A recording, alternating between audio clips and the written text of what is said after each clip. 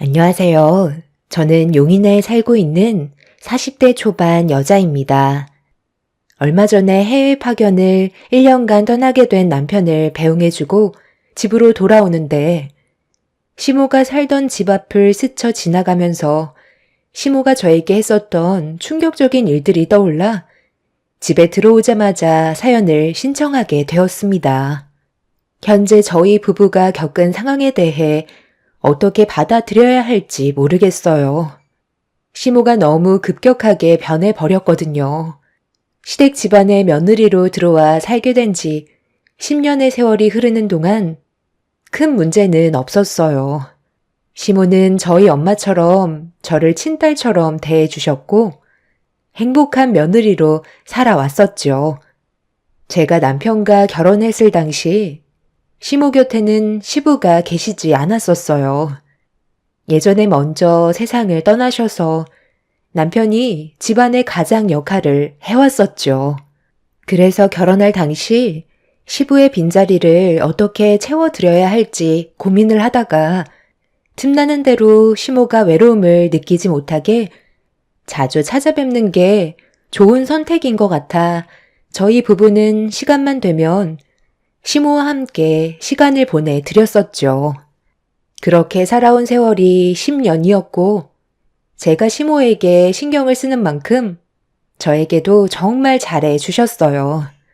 그렇게 별일 없이 잘 지내고 있었고 앞으로도 큰 문제는 없을 것 같았어요. 하지만 저희 부부에게 생각지도 못한 일들이 조금씩 나타나기 시작하더니 시모는 10년 동안 저에게 한 번도 보여준 적 없었던 모습으로 저를 당황스럽게 만들었습니다. 이상하다는 느낌을 받았던 건 매달 월초에 시모에게 한 달 생활비를 드리는데 다 쓰시지 못하고 항상 남은 용돈을 저축하셨어요. 저희 부부는 부족하시다는 느낌을 받지 않게 어느 정도 여유 있게 용돈을 드렸었죠. 그런데 어느 날 시모가 아침 일찍 저희 집에 잠깐 들리시겠다고 하시길래 아침 식사를 하러 오시는 줄 알고 음식 준비를 한 다음 기다리고 있었죠.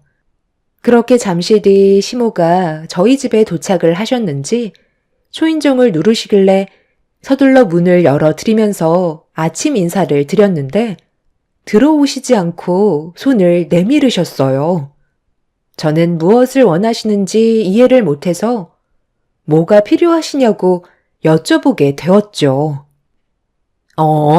아침 식사는 필요 없고 나 돈 좀 줄 수 있니? 오늘은 한 50만 원만 주면 될 것 같은데 내가 급하게 돈을 좀 쓸 때가 있거든. 자세하게 물어보지는 말고. 네? 50만 원이요? 어디에 사용하시는지 제가 알면 안 되는 거예요? 그이한테도 설명을 해줘야 되는데 어머님이 나중에 말씀하시겠어요? 그래, 내가 나중에 아들한테 얘기할 테니까 조금만 서둘러주면 좋을 것 같은데 약속에 늦으면 안 되거든. 다른 사람들은 벌써 다 준비가 끝났다. 시모가 하시는 말을 대충 들어보니 어떤 모임에 참석한 것 같아 보였어요. 연세가 들수록 사람들과 섞이고 싶어 한다는 말을 어디에서 들은 적이 있어서 시모도 동호회 같은 곳에 가입을 하신 듯 보였습니다. 지갑을 확인해 보니 딱 50만 원이 현금으로 있더라고요. 그래서 시모에게 현금을 꺼내 드렸고 시모는 제 손에 들고 있던 50만 원의 현금을 급하게 가져가셨어요. 뒤도 안 돌아보고 뛰어가시는 모습을 보는데 얼굴에 생기가 가득해 보였습니다. 저희 부부는 돈을 함께 관리하기 때문에 어디에 사용했는지 모든 걸 공유하고 있어야 돼서 퇴근하고 들어온 남편에게 시모가 아침에 찾아오셔서 돈이 필요하다길래 50만 원을 드렸다며 상황을 설명해 주었죠. 혼자 지내시는 게 적적하시고 외로우셨는지 모임에 가입하신 것 같다고 얘기하자 좋게 받아들이면서 남편은 시모에게 전화를 걸어 한참 동안 대화를 나눈 뒤 저에게 설명을 해주었고 일반 모임이라는 걸 알 수 있었습니다. 그때까지만 해도 저희 부부에게 엄청난 일들이 펼쳐질 거라곤 상상도 못했었죠. 며칠 뒤 시모가 다시 한번 아침 일찍 저희 집에 찾아오시더니 또다시 현금을 요구하셨습니다.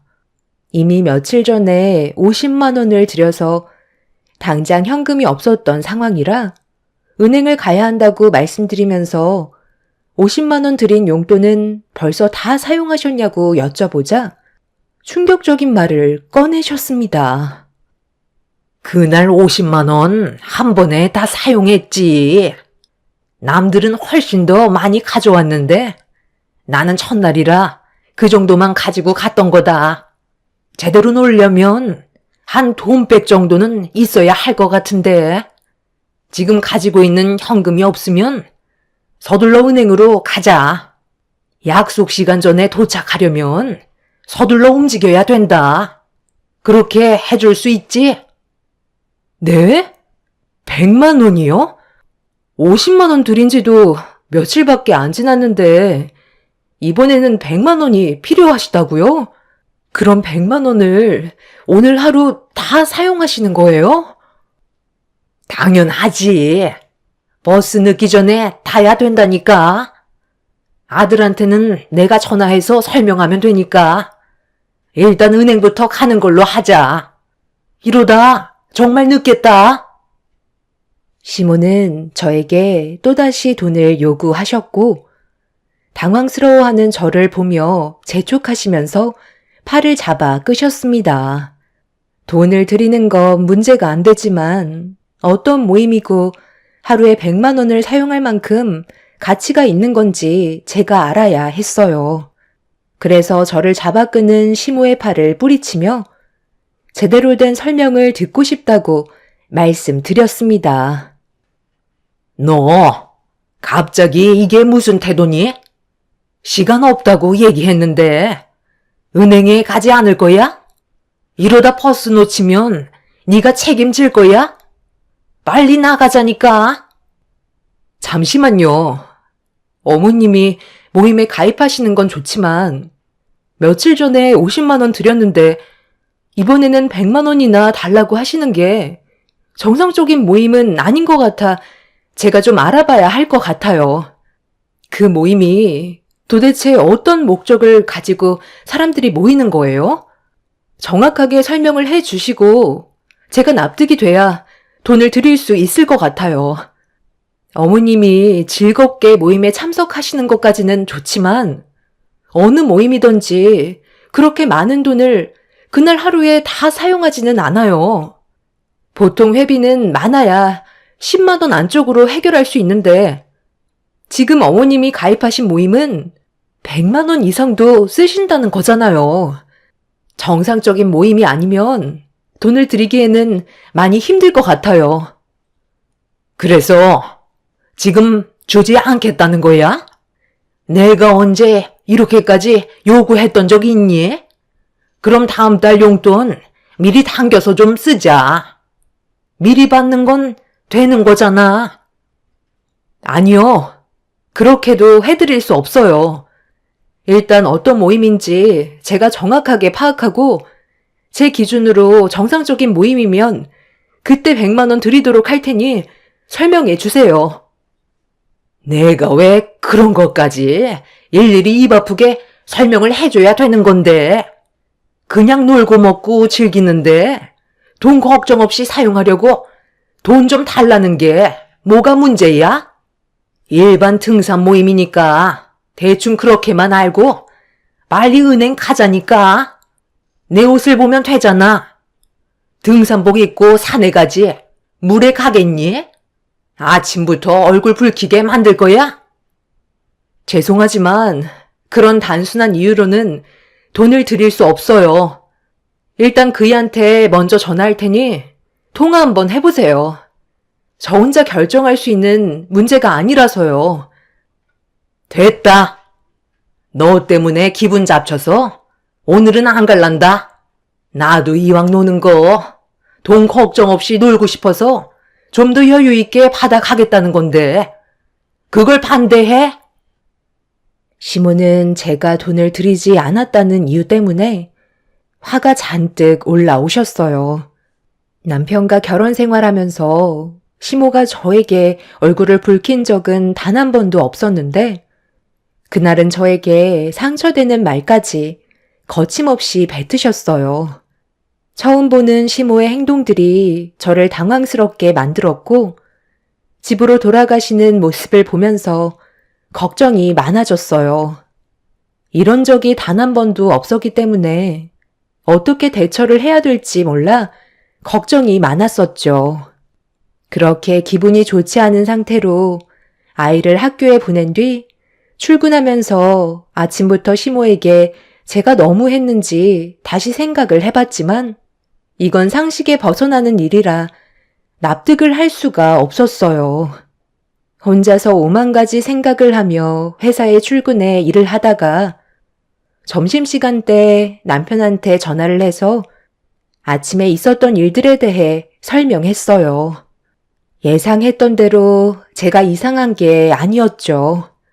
남편도 처음에 50만 원 정도야 충분히 이해를 했었지만 그걸 하루에 다 쓰셨을 거라곤 생각조차 못했었는데 며칠 전에 드린 돈을 다 쓰고 100만 원을 또 달라는 건 문제가 있는 거라며 퇴근 후 시댁에 찾아가 왜 돈이 필요한 건지 진지하게 대화를 나눠봐야 할 것 같다는 남편의 말을 들을 수 있었습니다. 그렇게 저희 부부는 퇴근 후 학원 일정을 끝내고 나온 아이를 차에 태운 뒤 시댁으로 향하게 되었습니다. 시모는 저희를 달가운 표정으로 바라봐 주시지 않았어요. 그냥 집에 들어갈 것이지. 언제부터 나를 신경 썼다고? 여긴 왜 온 거야? 할 말 없으니까 그만 돌아가라. 어차피 돈을 주지 않을 거면 나도 할 말이 없다. 엄마, 그 모임이 정확하게 어떤 목적을 가지고 함께 모이는 건지 저한테 솔직하게 설명해 주세요. 그렇지 않으면 정상적인 모임이 아니라고 판단하고 경찰에 신고할 거예요. 문제가 있는 모임에 엄마가 빠졌으면 아들인 제가 데리고 나와야 하는 책임도 있는 거라고요. 며칠 전에 다녀오셨을 때 뭐 하셨어요? 뭘 해? 그냥 동호회 사람들끼리 만나서 인사하고 아침 먹고 등산한 뒤에 산에서 내려와 풍경 좋은 데서 수다 떨다가 왔지. 소규모 모임도 아니고 100명이 넘는 인원들이 함께 하는데 회비는 참석 비용밖에 안 되는 거라고. 나머지는 개개인이 알아서 해야 되는 거니 당연히 돈이 들 수밖에 없는 거지. 그래서 엄마가 혼자 다 냈다는 말이에요? 그런 것도 아니잖아요. 다른 사람들은 엄마보다 더 많은 돈을 가져온다면서요. 거기가 무슨 돈 자랑 하는 데도 아닌데 하루 놀면서 그렇게까지 돈이 많이 필요한 거라면 다음부터는 그 모임에 참석하지 않는 게 좋을 것 같아요. 거기보다 더 좋은 모임들도 훨씬 많으니까 새로운 곳을 찾아보는 게 좋을 것 같아요. 제 말 무슨 뜻인지 아시겠죠? 저희는 이런 식으로 돈을 드릴 수 없다는 걸 다시 한번 말씀드리는 거예요. 어머님, 소박하게 모이는 동호회도 많아요. 저희까지 부담을 가지면서 그 모임에 참석하는 건 아닌 것 같아요. 이런 일로 얼굴 붉힐 필요 없잖아요. 됐다. 너희들이 언제 내 생각 해준 적 있니? 용돈 받는 것도 눈치를 봐가면서 받아야 되는 거야? 이번 달 생활비 다 써서 밖에 나가지도 못하니까 다음 달 용돈이나 미리 당겨주고 가라. 이 나이 먹고 모임 하나 참석하는 것도 너희들 눈치 봐가면서 나가는 내가 너무 불쌍하고 더는 살고 싶지도 않다. 시모는 저희가 돈을 드리지 않는다는 거에 많이 서운해 하셨어요. 하지만 시모가 참석하는 모임은 정상적이지 않다고 판단해 용돈을 드리지 않았습니다. 그리고 그날 이후부터 시모는 저희 부부에게 일절 연락도 주지 않으셨고 시댁에 오라는 말도 꺼내지 않으셨어요. 집안에 계시는 걸 확인했는데도 문조차 열어주지 않으셨습니다.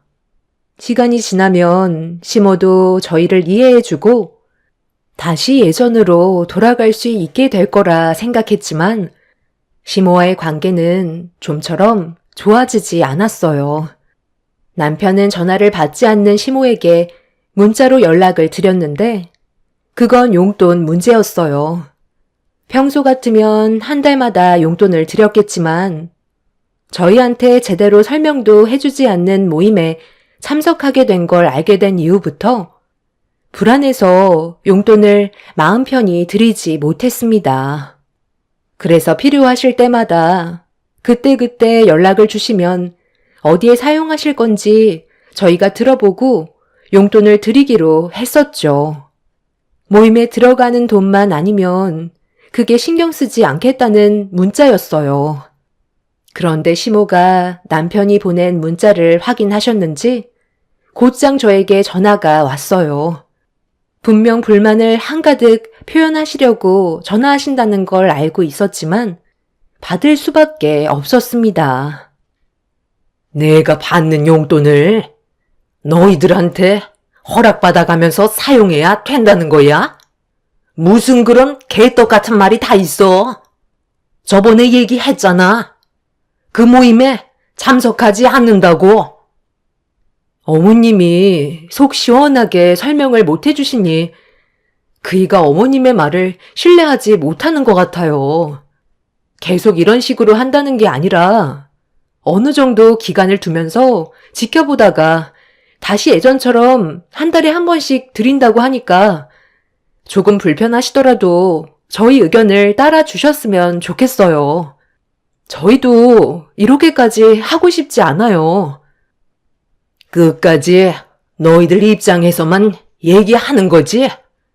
내 화가 머리끝까지 올라오는 걸 봐야 다시 예전으로 되돌려 놓을 거니? 정말 해보겠다는 거야? 엄마, 저예요. 제 말 들어주세요. 엄마한테 들어가는 한 달 용돈이 얼마예요? 400만 원 정도 되잖아요. 남들 밖에서 한 달 힘들게 일해야 받는 월급을 엄마는 걱정 없이 용돈으로 쓰고 계시잖아요. 그런데 이번 달 초에 용돈을 드렸는데 유나 엄마한테 또 50만 원 받아 가셨죠? 그리고 며칠 뒤에 또다시 100만 원 받아 가시려는데 저희가 기분이 어떻겠어요? 엄마만 용돈 드리는 것도 아니고 처가에도 들어간다고요. 요즘 같은 불경기에 정말 많이 드리는 건데 그걸 모임에 전부 다 사용하시면 저희는 기분이 어떨 것 같아요? 그런 곳에 사용하시라고 드리는 용돈이 아니에요. 그러니까 저희 말에 따라주세요. 시모는 더 이상 남편의 말을 듣고 싶지 않았는지 전화를 끊어 버리셨어요. 남편은 그날 정신적으로 많이 힘들었었는지 입에도 잘 대지 않는 술을 마셨습니다. 그렇게 시모는 저희 부부에게 연락 한 통 하지 않으시다가 남편이 한동안 해외 파견을 나가야 된다며 가기 전에 얼굴 보며 식사라도 한 끼 하고 싶어 했지만 시모는 끝까지 얼굴을 보여주지 않았습니다. 결국 남편은 다음날 해외 파견을 나가야만 했었죠. 남편은 모 대기업에서 엔지니어로 일을 하고 있어요. 그러다 보니 해외에도 자주 다녀오는데 이번에는 1년 동안 장기로 해외 파견을 가야 했기 때문에 저도 걱정이 상당히 많았었죠. 말이 1년이지 4계절 동안 남편의 얼굴을 볼 수 없다는 게 너무 마음이 아팠어요. 먹고 살기 위해 하는 일이라곤 하지만 제 속이 말이 아니었죠. 남편은 해외로 나가기 전에 시모의 얼굴을 한번 보고 싶어 했지만 끝내 시모는 문을 굳게 닫은 채 열어주지 않으셨고 남편은 해외로 떠나게 되었습니다. 결혼 생활 10년 동안 이런 일이 자주 있어서 어느 정도 적응이 될 법도 한데 남편이 해외로 떠날 때면 항상 걱정이 많았었어요. 그렇게 남편이 공항으로 들어가는 모습을 본 뒤 다시 집으로 돌아왔는데 현관문을 여는 순간 뒤에서 갑자기 누군가 제 머리채를 잡으며 집 안으로 밀고 들어왔어요. 너무 놀라 비명을 지르면서 고개를 돌리자 저와 눈이 마주친 건 한동안 얼굴을 보여주지 않으셨던 시모였습니다. 잔뜩 화가 난 얼굴로 저를 내려보시는데 평소에 제가 알던 모습이 아니었고 신변의 위협까지 느낄 정도로 시모가 상당히 분노하고 있다는 걸 알 수 있었습니다. 최대한 침착하게 지금의 상황을 정리하는 게 좋을 것 같아 흥분하지 않고 천천히 입을 열었어요. 어머님, 언제 오셨어요? 미리 연락이라도 주셨으면 밖에서 기다리시지도 않으셨을 텐데 너무 오래 기다리셔서 화가 나신 거예요? 그이는 벌써 해외로 떠났어요. 그건 내가 할 바 아니니까 너는 당장 나한테 매달 받는 생활비 400 즉시 토해내라. 당연히 받는 돈을 네가 뭔데 필요할 때마다 주겠다는 거야? 어머님, 그건 저번에도 말씀드렸잖아요. 용돈 안 드린 것 때문에 이러시는 거예요? 일단 제 머리 잡은 손부터 좀 놓고 말하세요. 이런 식으론 대화가 안 된다고요. 줄 거야, 말 거야. 2번 말하게 하지 말고 당장 400 토해내라. 어차피 내 아들도 없는 상황에 네가 뭘 할 수 있겠어? 오늘 끝장 보고 싶은 건 아니지? 시모는 제 머리채를 잡고 끝까지 놓아주지 않았어요. 계속해서 흔들어대시면서 돈을 달라고 요구하셨습니다. 결국 참다 못한 저는 시모를 강하게 뿌리치면서 떨어뜨려 놨는데 제 머리채를 너무 강하게 잡았는지 시모의 양손에는 머리카락이 한 움큼 빠져 있었고 시모의 손에 있던 제 머리카락을 보게 된 순간 이미 저도 제정신이 아니었어요. 기분이 상해버릴 대로 상해버린 상태라 시모에게 드릴 용돈은 없을 것 같다고 말씀드렸고 제 말이 끝나자마자 양팔을 걷어 붙이더니 저에게 다시 달려들려고 하시는데 갑자기 현관문이 열렸습니다. 그리고 눈앞에 나타난 건 다름 아닌 남편이었어요. 분명 비행기를 타고 떠난 줄 알았던 남편이 눈앞에 나타나자 저와 시모는 깜짝 놀라고 말았죠. 남편은 화가 머리끝까지 올라왔는지 개분옥이라는 시모의 이름을 소리치며 부르면서 거침없이 걸어왔어요. 그리고 남편이 꺼내든 서류 봉투를 뒤집는 순간 저는 바닥에 떨어진 사진을 보고 경악을 하고 말았습니다. 충격적이게도 시모는 상상 이상의 모임에 속해 있었어요. 단순 동호회인 줄 알았는데 그건 저희들의 착각이었고 이상한 단체에 빠져 매달 그곳에 돈을 바치고 있던 거였죠. 시모는 사색이 된 얼굴로 분노한 남편의 얼굴을 회피하고 있었지만 이미 모든 사실이 밝혀진 상태라 시모도 더 이상 숨기지 못하자 한마디 꺼내셨습니다. 내 마음이 편하면 그걸로 된 거 아니야? 앞으로 얼마나 더 산다고? 내가 원하는 걸 하고 싶다는 건데 이렇게까지 나를 막아서야 되겠니? 이것 때문에 그동안 계속해서 용돈을 올려달라고 했던 거였어요? 저한테 저축 잘하고 있다면서요. 저희가 급하게 돈이 필요할지도 모를 상황을 대비해 모아두셨다면서요. 그런데 엄마한테 지금 남은 재산이 뭐가 있는데요? 용돈에 집착하시는 건 엄마가 가지고 계셨던 돈이 지금 바닥이 나셔서 그런 거잖아요. 제가 하도 의심스러워서 며칠간 엄마한테 사람을 붙였어요. 도대체 얼마나 잘난 모임이길래 하루에 돈백이 넘는 금액들을 쓰는지 알고 싶었다고요. 그런데 제가 상상했던 거와는 비교도 안 될 정도로 엄청난 모임에 가입하셨더라고요. 그런 단체가 엄마한테 유익을 줄 수 있다고 생각하세요? 그 사람들은 전부 다 사기꾼이라고요. 왜 이렇게 생각이 없으신 건데요? 평소에는 저희와 의논도 잘 나누시더니 이런 건 왜 엄마 혼자 독단적으로 결정하신 거예요? 마음이 적적해서 그랬다.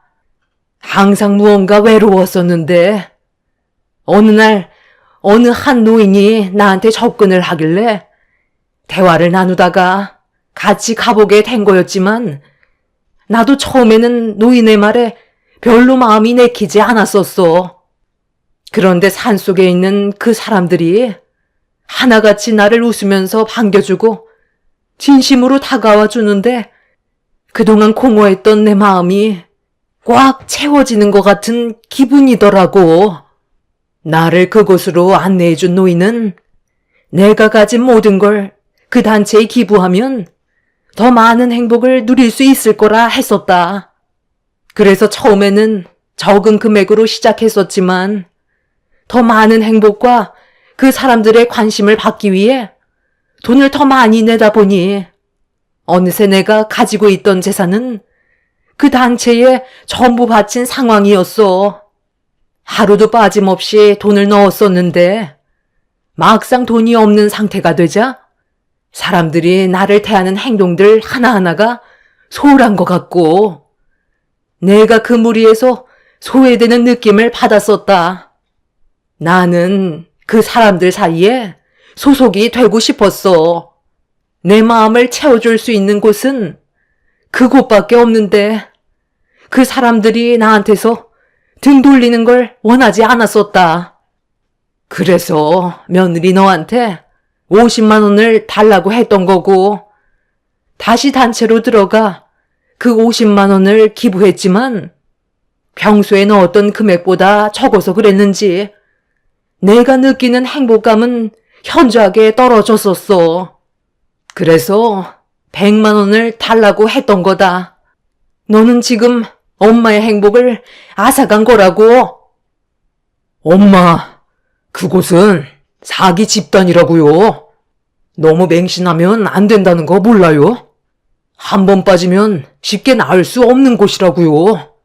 이제 제발 그만하세요. 저한테 한마디 상의도 없이 집까지 처분했다면서요? 남의 행복을 갉아먹는 그곳에서 도대체 뭘 원하시는 건데요? 엄마한테 조금 잘해주고 관심 가져주는 거 전부 다 돈을 뜯기 위해 계획된 거라는 거 몰라요? 이상한 단체에 빠지지 말고 정상적인 모임을 알아보라고 했었잖아요. 경찰에 신고했지만 이미 그 사람들은 흔적도 없이 잠적해 버렸다고요. 이제 제발 정신 좀 차리세요. 엄마가 저희한테 하도 모습을 나타내지 않아서 제가 집사람 몰래 꾸민 계획이었어요. 제가 해외로 떠났다는 말이 나오면 엄마가 분명 이 사람한테 돈을 달라고 나타날 것 같았거든요. 여기에서 그만 멈추시고 다시 예전 생활로 돌아가요. 시모는 이미 저희 말을 들으려 하지 않았어요. 돈만 있으면 그 사람들을 만날 수가 있다고 갑자기 제 가방을 들더니 밖으로 뛰어 나갔습니다. 남편이 시모가 도망치지 못하게 붙잡자 시모는 저와 남편에게 그 사람들을 같이 만나러 가자면서 눈물까지 보이시며 슬퍼하고 계셨어요. 두 눈 뜨고 볼 수 없는 충격적인 광경에 경악을 했고 남편은 시모를 다시 정상적으로 되돌릴 수 있는 방법은 병원밖에 없다고 생각했는지 정신병원의 도움을 받을 수밖에 없었죠. 저희는 경찰의 도움을 받아 그 단체의 행방을 알아보고 있는 중이지만 흔적조차 없이 사라져버린 그 사람들을 찾는 건 쉽지 않은 것 같습니다. 어느 단체에 맹신을 하게 되면 사람이 순식간에 변한다는 말을 듣긴 했었는데 시모가 변해버릴 거라곤 정말 상상도 못했었죠. 시모는 현재 안정을 되찾고 있는 중이고 어느 정도 회복이 되면 다시 일상으로 돌아갈 수 있도록 최선을 다해 노력하고 있긴 하지만 한번 망가진 정신은 쉽게 돌아오지 않고 있는 게 지금의 현실입니다. 주위에서도 저와 비슷한 경험을 하신 분들이 계신가요? 이런 음지에 있는 단체에 빠진 사람들이 상당히 많이 있다는 말을 듣기는 했었지만 그게 저희 시모가 될 줄은 꿈에도 몰랐었네요. 남편은 회사와 돈을 받고 계약이 되어 있는 상태라 지금 당장 일을 그만두게 된다면 그에 따른 위약금이 발생해서 어쩔 수 없이 해외에 1년의 시간을 보내야 하는 상황입니다. 시모는 지금도 제 얼굴만 보면 이 모든 게 저로 인해 시작된 거라고 병원에서 한바탕 난리를 치셨어요. 제가 모든 걸 빼앗아 갔다고 생각하고 계세요. 현재 입원을 하지 않고 함께 지낸다면 저뿐만 아니라 아이한테까지 심각한 문제가 생길 수도 있을 것 같아 병원에서도 시간을 두고 안정을 찾을 때까지 치료하는 게 모두의 안전을 위한 방법이라고 설명해 주실 만큼 시모의 상태는 많이 심각해져 있어 걱정이 많습니다. 남편이 귀국했을 때는 시모가 다시 정상으로 돌아왔으면 좋겠어요. 그리고 시모에게 사기친 그 단체 집단도 하루빨리 잡히길 바랄 뿐입니다. 저희 가족처럼 피해를 보신 분들이 많다는 걸 알고 있는데 그분들도 하루빨리 정상적인 생활로 돌아오시길 간절히 바라며 제 사연을 들어주신 분들의 가정에도 평화가 함께 하시길 기원드립니다. 감사합니다. 안녕하세요. 저는 30대 후반 여자입니다. 최근에 정말 어이없는 일이 생겨서 너무 화가 나 이곳에 사연을 신청하지 않으면 잠이 안 올 것 같아 글을 쓰게 되었습니다. 남편과 부부로 함께 살아온 지 5년 정도 되었는데요. 결혼을 하는 것도 정말 쉽지 않았어요. 시댁 집에서 말이 하도 많이 나와 시작도 하기 전에 어려움이 많았었죠. 처음 시모와 마찰이 생겼던 건 시댁이 인사를 드리러 갔을 때였어요. 시모와 좋게 대화를 이어나가고 있었는데 집 문제 때문에 남편이 조심스럽게 물어봤었죠. 그리고 제가 듣던 거와 다른 말을 시모의 입에서 듣게 되면서 남편의 얼굴은 사색이 되었습니다. 처음 얘기했던 거와 전혀 다른 방향으로 흘러갔었거든요. 남편이 저와 결혼을 생각할 당시 시모가 처음에는 집을 구할 때 부족한 자금을 어느 정도 맞춰주신다고 하셨는데 조금의 지원도 해줄 수 없다는 시모의 말에 저희 부부는 당황스러웠었어요. 남편은 무슨 이유 때문에 도와주실 수 없으신지 여쭤보았어요. 묵묵히 듣고 계셨던 시모는 예상 밖의 말을 꺼내셨죠. 네가 먼저 결혼하는데 집살 돈까지 지원을 해주면 너희 형은 앞으로 어떻게 하니? 나중에 형 결혼하게 되면 그때 돼서 빌려준 돈 다시 줄 거냐? 형은 결혼 안 한다면서요. 지금도 백수 생활만 하고 있잖아요. 저보다 나이가 3살이나 많은데 아직까지 제대로 된 직장도 못 잡았고 특별한 기술이 있는 것도 아니고 아버지 세상 떠나시고 남은 재산 엄마한테 전부 다 넘어가고 나서 형은 그 돈으로 놀고 먹기만 하는데 저는 왜 도와줄 수 없다는 거죠? 저는 좋은 자식인 거예요. 어떻게 매번 항상 형만 챙기시는 건데요? 처음에 약속하신 대로 저희도 일부 도와주셨으면 좋겠어요. 부탁 좀 드릴게요. 너희 형은 우리 집안의 가장이다. 그렇기 때문에 나중에 큰일이 생겨도 너희 형이 전부 다 신경 써줄 테고, 나랑 한 가지 약속을 했었다. 나중에 결혼을 해도 엄마는 꼭 모시고 살겠다고. 너희 형이 그만큼 엄마를 사랑한다는 뜻이야. 그리고 너희 먼저 결혼식 올릴 수 있게 허락해준 것만도 감사하게 생각해야지. 무조건 우리 집안에 장남이 먼저 결혼을 해야 하는 게 절차인데, 너한테 양보해줬으면 그걸로 만족해야지. 엄마는 더 이상 할 말이 없으니 대출을 받던 그건 너희들 알아서 해라. 우리 큰아들 준비 다 끝나가니? 오늘 밖에 나가서 외식하기로 했잖아. 소고기집 괜찮은데 알아놨으니까 서둘러 나가자. 엄마, 저는 나갈 준비 끝났어요. 대화는 잘 마무리하신 거예요? 그럼 이제 나가볼까요? 나랑 엄마 이제 나갈 건데 여기 계속 있을 거냐? 대화 끝났다며. 그럼 이제 그만 나가봐. 형이 오늘 아침부터 굶어서 엄청 허기지니까 괜히 신경 거슬리게 하지 말고 후딱 나가봐라. 재수씨, 저한테 무슨 할 말 있으세요? 쳐다보는 게 상당히 불편해 보여서요. 아, 그리고 결혼 축하드려요. 원래 제가 먼저 결혼하고 그 다음에 동생이 해야 되는 건데 제가 양보했습니다. 시모와 아주버님의 말에 정말 어이가 없었죠. 결국 저희 부부는 시모에게 조금의 지원도 받지 못한 채 결혼식을 올린 뒤 대출을 받아 집을 알아보게 되었죠. 남편은 애초부터 시모에게 큰 기대를 하지 않았었다며 차라리 얼굴 안 보고 사는 게 좋을 것 같다고 한동안 연락도 하지 않고 찾아뵌 적도 없었어요.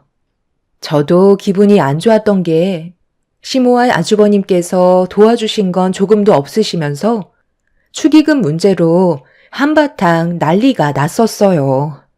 시모가 데려오신 지인과 아주버님이 데려오신 지인분들의 축의금이 많지 않냐며 축의금을 몽땅 챙겨가시는 바람에 결혼식장에서 목소리를 높이면서 화를 내셔서 좋게 시작한 결혼식이 두 분 때문에 전부 망쳐버렸거든요. 그래서 저도 그날 이후 전화를 일절 드리지 않았었어요. 시모와 아주버님 지인분들이 그렇게 많이 오신 것도 아니었는데 축의금 그거 얼마나 한다고 축의금함을 뒤지면서까지 전부 털어가시고 신랑 측 식비 계산도 안 하시고 사라지셔서 신부 측 축의금 들어온 걸로 전부 다 충당해야만 했죠. 너무 창피해서 얼굴을 들지도 못했었어요. 부모님께서도 이런 경험을 처음 해보셨는지 많이 당황스러워 하셨죠. 보통은 신혼여행 다녀온 후 신랑 앞으로 들어온 축의금은 돌려주실 법한데 그런 거 일절 없이 입 싹 닦으셨어요. 저희 부모님은 축의금으로 식장 비용 다 계산해 주시고 조금 남은 것까지 전부 다 저희 주셨거든요. 한 번뿐인 결혼식에서 저희 부부에게 안 좋은 기억을 남기셨는데 어떻게 먼저 연락을 하겠어요. 그래서 결혼식이 끝난 이후 단 한 번도 시모에게 안부 전화도 일절하지 않았었는데 시모는 연락도 없고 시댁에 찾아오지도 않는다며 화가 잔뜩 올라오신 상태로 저희 집 문을 두드리셨습니다. 별로 열어드리고 싶지 않았지만 할 말은 해야 할 것 같았는지 남편이 현관문을 열었고 시모와 아주버님이 들어오자마자 예상한 대로 화부터 내시면서 인연 끊으려고 작정했냐며 분위기를 험악하게 만드셨죠. 저희 부부도 그동안 많이 참았던 만큼 불만을 털어놓으면서 목소리를 높였습니다. 내 지인들 돈을 가져가겠다는데 뭐가 잘못된 건데? 내가 가만히 있었으면 너희들이 전부 다 꿀꺽 하려던 거 아니었어? 결혼식 치러준 것만도 감사하게 생각해야지. 그건 나중에 결혼식이 끝나고 저에게 따로 말씀하셔도 되는 거잖아요. 기본적으로 저희 쪽 식비는 그래도 내셔야죠. 엄마랑 형 지인분들만 있었어요? 저희 사람들이 훨씬 많았다고요. 엄마가 집안 망신 다 시킨 거 알아요? 제가 그때 얼굴을 들지도 못할 정도였다고요. 무슨 잘못을 하셨는지 전혀 모르시는 거예요? 차라리 인연 끊는 게 훨씬 속 편하겠어요. 너 지금 엄마한테 말 다 했어? 버릇없이 어디서 큰 소리야? 정말 인연 끊을 작정이었어? 엄마가 얼마나 걱정이 되셨으면 나랑 같이 좀 가자고 했겠어. 입장을 바꿔놓고 생각해보세요. 아주버님 결혼식 때 제가 지인분들 초대했는데 저를 보고 온 분들의 축의금이 있으니 몽땅 가져가겠다고 많은 사람들이 보는 앞에서 함을 뒤지고 있으면 보기 좋겠어요? 아주버님 결혼하실 때 제가 똑같이 해드릴까요? 이 사람이랑 제가 얼마나 서운하고 상처를 받았으면 연락 한 통 드리지 않았겠어요. 우리는 할 말 없으니까 그만 나가주세요. 아직까지 엄마랑 형이 적반하장으로 나오니까 더는 대화할 필요가 없을 것 같네요. 시모와 아주버님은 제가 한 말에 아무 말도 하지 못하고 있었어요. 상처가 가시기도 전에 찾아오셔서 본전도 못 찾고 집으로 돌아가게 되셨죠. 시모와 아주버님이 상처를 받으실 만한 상황도 아닌데 되려 저희 집에 다녀가신 이후 단 한 번도 모습을 나타내지 않으셨고 전화도 일절하지 않으셨어요. 오히려 저희 부부는 속 편히 잘 살아왔었고 그렇게 인연 끊고 살아간 지 5년의 시간이 흘러버렸습니다. 그리고 그 시간 동안 저희는 신혼부부 특별 공급으로 청약에 당첨되어 신축 아파트에 입주할 수 있게 되면서 열심히 살아가는 만큼 보상이 뒤따르는 것 같아 하루하루가 행복했었고 앞으로도 별일 없이 잘 지낼 수 있을 것 같았는데 결혼 생활한 지 5년 차가 되었을 때 시모가 갑자기 저에게 전화를 하셨습니다. 받을지 말지 한참 동안 고민을 하다가 받지 않았어요. 스트레스 받게 될 일을 만들고 싶지 않았습니다. 그리고 저녁에 남편한테 시모에게 전화가 왔었는데 받지 않았다고 하자 쓸데없이 이상한 요구를 할지도 모른다며 웬만하면 연락을 받지 않는 게 좋을 것 같다고 남편도 저와 같은 생각을 하고 있었죠. 저는 결혼 5년 차가 되면서 임신을 하게 되는 축복까지 찾아왔어요.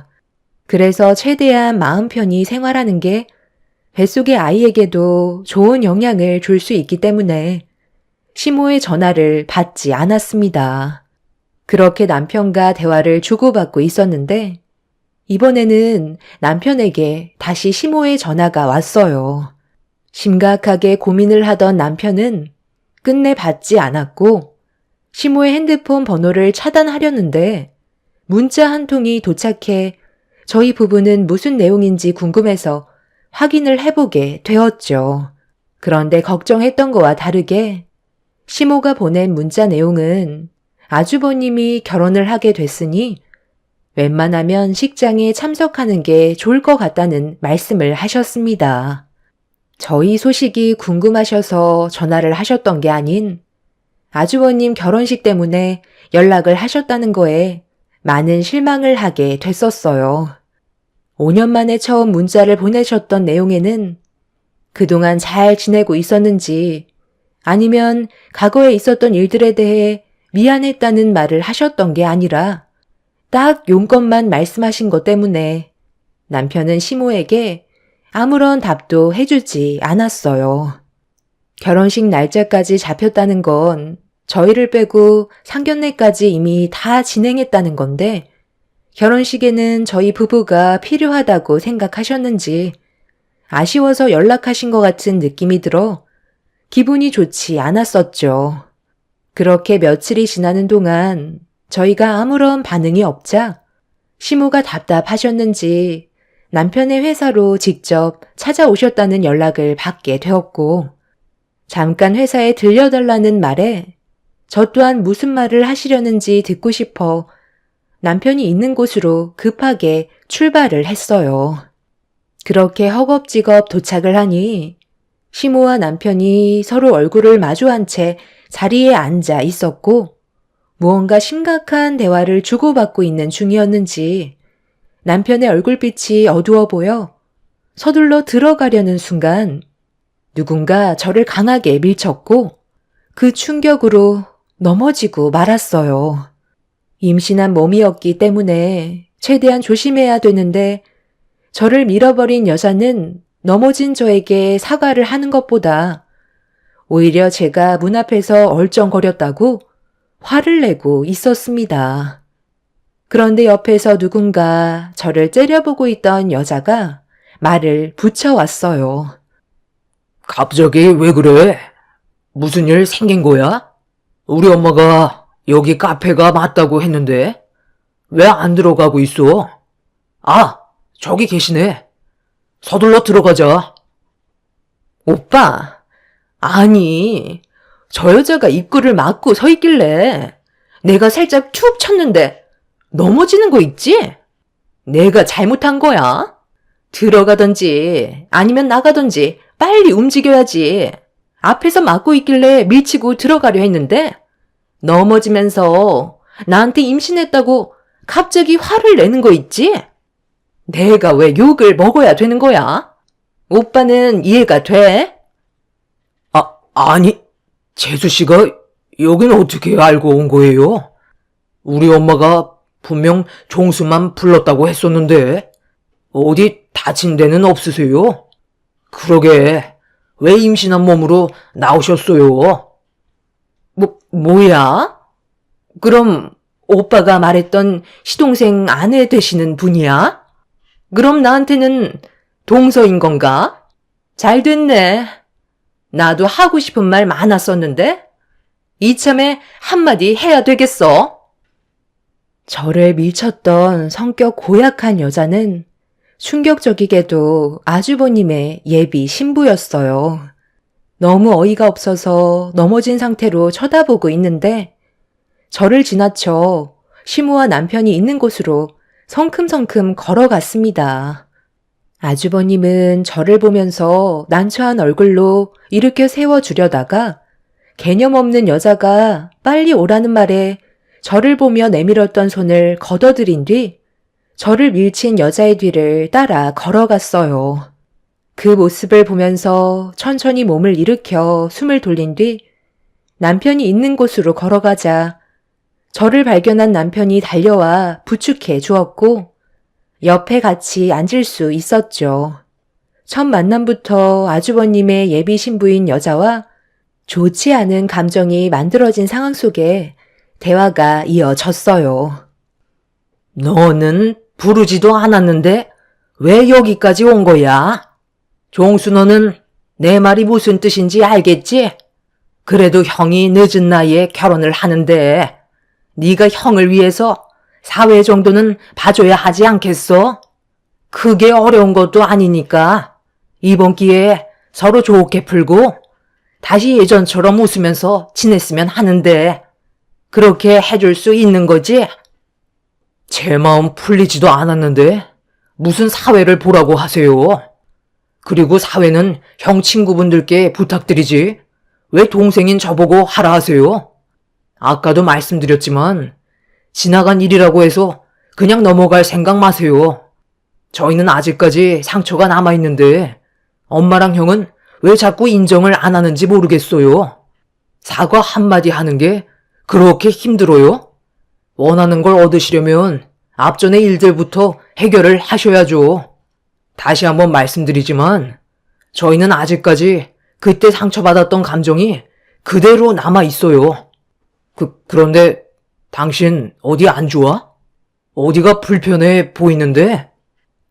아까 저분이 뒤에서 나를 밀쳐서 넘어졌는데 그 충격으로 뱃속의 아이가 놀랐는지 계속 배가 뭉치네. 그리고 허리까지 삐끗한 것 같아 계속 시큰거려. 아니. 그게 사람 지나가는 길을 막고 있으니까 상식이 없는 사람 같아서 말로는 안 통할 것 같아 살짝 밀치고 들어가려 했던 건데 혼자서 넘어진 거예요. 저기요. 그게 지금 말이 된다고 생각해요? 상식적으로 입구 앞에 사람이 서 있으면 잠시만요, 지나갈게요. 가 먼저 아닌가요? 어떤 상황인지 알지도 못하면서 무턱대고 뒤에서 밀면 어쩌자는 거예요. 이 사람 임신했다고요. 둘 다 잘못되면 그쪽이 책임질 거예요. 형은 저런 여자랑 지금 결혼하겠다는 거야? 내가 충고 하나 하겠는데 사람 함부로 잘못 들이면 집안 망하는 거 순식간이야. 내가 봤을 때 저 여자랑 결혼하면 형 인생도 말아먹을 거라고. 제발 정신 좀 차려. 너 지금 형수한테 말버릇이 그게 뭐야? 당장 사과하지 못해? 그래도 동생이라서 최대한 좋게 해결하려 했는데 이거 안 되겠네. 엄마, 나 결혼식 때 저놈이 참석하는 거 보고 싶지 않으니까 그만 일어나는 게 좋겠어요. 오냐오냐 하니까 아주 형이 만만하지? 너희 형수가 잘못을 했어도 그런 식으로 말을 하면 안 되는 거야. 내가 너희들과 잘 지내려고 생각한 것부터가 잘못된 것 같다. 그래도 가족이니까 과거의 일들은 전부 잊어버리고 다시 시작해보려고 했는데 어쩜 너희들은 안 맞아도 이렇게까지 안 맞을 수가 있니? 종수 너는 내 뱃속에서 나온 자식이 맞는지 의문이 들 정도다. 어차피 이렇게 된 거 확실하게 알았다. 5년 동안 등지고 살았으니까 앞으로도 그렇게 하는 게 좋을 것 같으니까 두 번 다시 우리 연락하지 말고 살자. 이래서 내가 큰 아들만 믿고 사는 거야. 너는 믿을 만한 구석이 하나도 없어. 그러니 너희 결혼할 때 냉전 한 푼 지원해주지 않았지. 너희 큰형은 이번에 집 살 때 3억 지원해줬다. 원래 한 집에서 같이 살까 했었는데 그래도 신혼인데 둘이서 어느 정도 시간 좀 보내고 손주까지 낳아야 되니까 엄마가 가진 재산 전부 털어줬거든. 그리고 이건 너희들 몫이다. 지금 이게 뭐예요? 설마 저희한테 돈을 달라고 하시는 건 아니시죠? 34평 아파트가 6억이나 해요? 그런데 그 절반인 3억의 잔금을 저희 보고 납부하라고요? 내가 너한테 얘기했니? 내 아들과 대화 중이니까 좀 빠지거라. 종수 너 그동안 키워주는데 얼마나 많은 돈이 들어갔는지 알아? 이 정도는 엄마가 받아도 된다고 생각하는데 5년 동안 돈 좀 꽤 모았을 거 아니야? 지금 살고 있는 집을 줄여서라도 너희 형 입주하는데 잔금 치러주도록 해라. 오늘 보자고 했던 이유가 이것 때문이다. 너희들이 먼저 자리 잡았으니까 이 정도는 도와줄 수 있잖아. 장남이 살아야 집안이 다 살지. 입주날 얼마 남지 않았으니까 최대한 빨리 송금하거라. 시모는 아주버님 결혼식 비용이며 집까지 가지고 계셨던 재산을 탈탈 털어준 상태였어요. 아파트도 이름 있는 아파트라 가격 또한 상당했었죠. 정말 어이가 없었던 건 능력도 없는 아주버님한테 6억짜리 아파트를 알아봐 준 거였어요.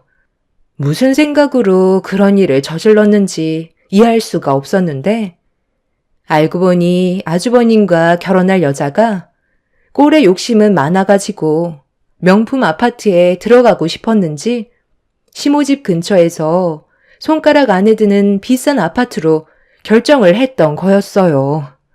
정말 한숨밖에 안 나왔던 게 경제적인 능력이 어느 정도 갖춰진 다음에 상황에 맞게 평수를 늘려가야 되는 건데 눈은 높아서 무리하게 일을 진행해버린 거였고 막상 잔금을 넣었는데 3억이 모자라 그걸 채우기 위해 저희 남편을 불렀다는 게 기가 막혔었죠.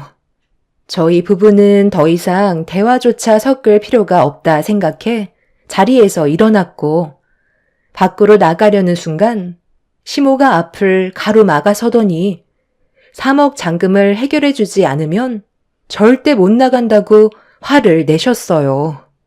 하지만 남편은 이미 시모와 평생 인연을 끊어내려고 결정을 했는지 시모를 밀친 뒤 건물 밖으로 빠져나왔습니다.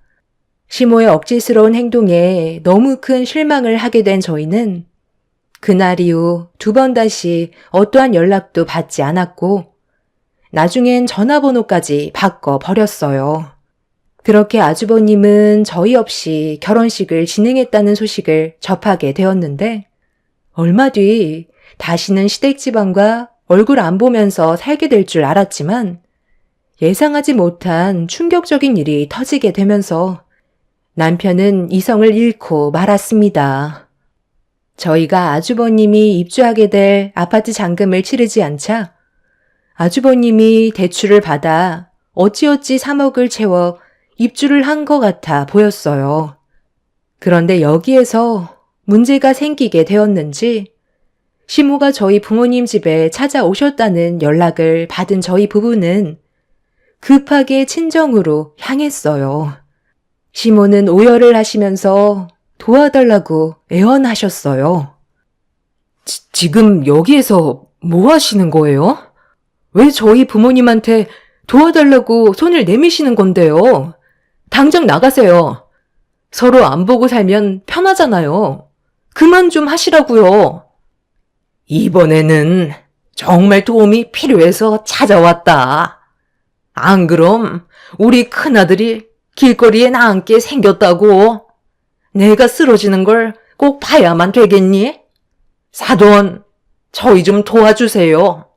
저희 큰아들놈이 글쎄 이번에 힘들게 입주하게 된 집을 저 몰래 처분하고 그 돈으로 새며느리와 제가 준 3억으로 큰 돈을 만져보겠다며 경마장에서 모든 돈을 탕진하고 말았어요. 큰아들은 경마 같은 거 전혀 할 줄 모르는데 알고 보니까 새며느리가 알려줬더라고요. 몇 번 같이 다니다 보니 재미를 느꼈는지 결국 일을 저지르고 말았어요.